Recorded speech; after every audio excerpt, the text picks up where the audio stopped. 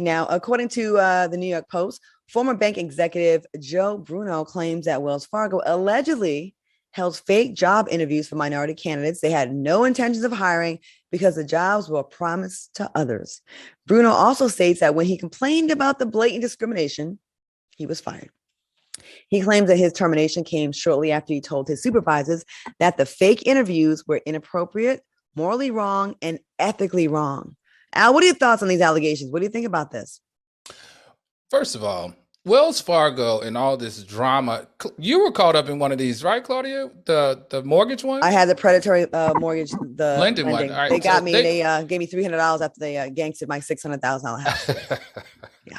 Well, anyway, we know that Wells Fargo has been a part of very, very shady practices for a very long time.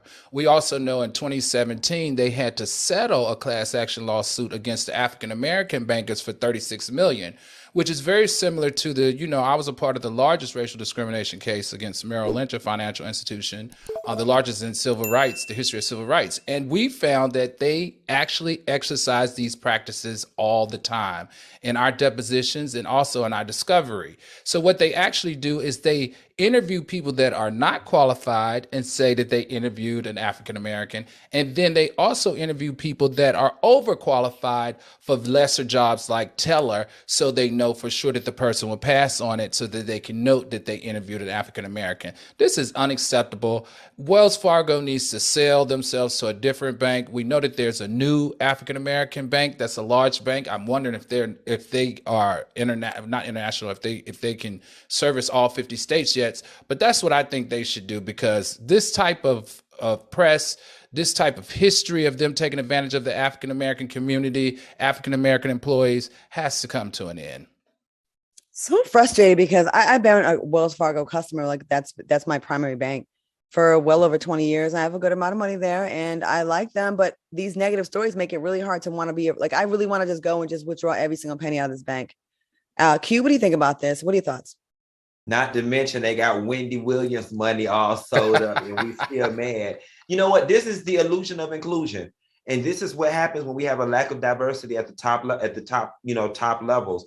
When it comes to this whole diversity initiative, what I found across these corporate companies is, they'll hire, middle management and entry level. They'll mix it up down there, but they never mix it up at the executive level. They never mix it up real high. And if they were to mix it up real high and put people of color in those spaces up high, they always say a fish rots from the head down.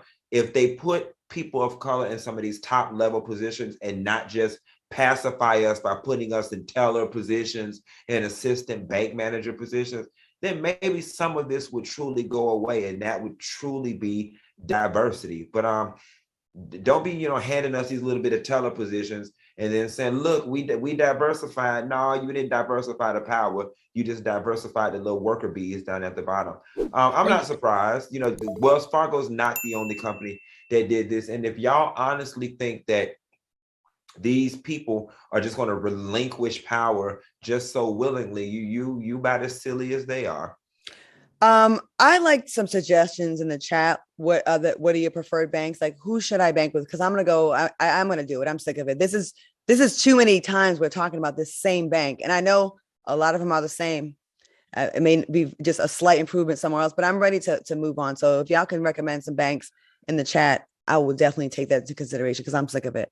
So Claudia, let me give you something else to be sick of. So, the spokeswoman for Wells Fargo spoke out against this, right? And she said, her name is Rachel. Rachel said 77% of the bankers' 26,000 hires in 2020 were not white men. So why is everybody getting upset?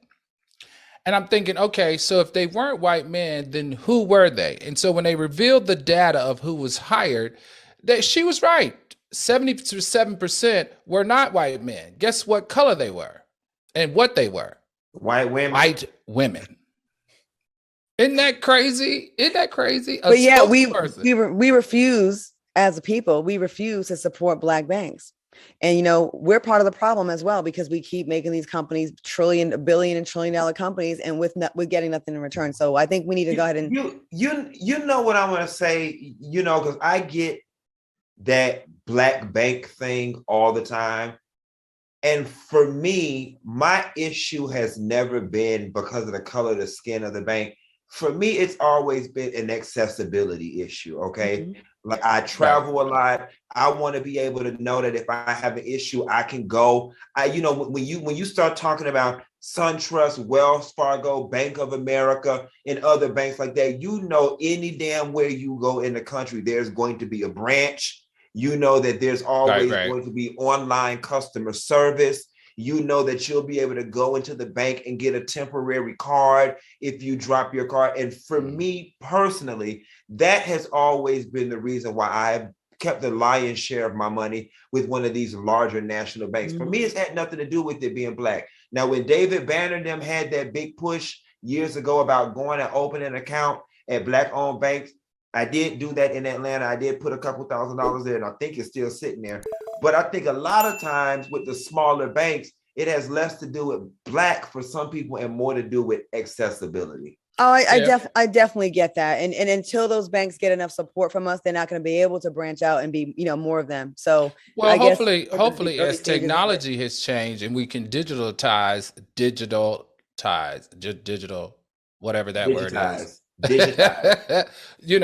That's one thing we're liking about technology, right? Is that it's really leveling the playing field in so many different ways. The same way social media is doing it against hate crime against African Americans, this can also help, level the playing field with banks as soon as we can start to digitize, whatever Q said, digitize our banking needs. So, hey, maybe things are changing. Well, things are changing with crypto. I will say that. I'm a big believer in crypto, and I'm enjoying. I've been using it lately, and you're kind of taking out the middleman, and I think that's what banks are fearing, and that's being that's a problem for them. No fees like the banks. All right, y'all. We're gonna take a quick break, and we'll be back with more TGIF after this.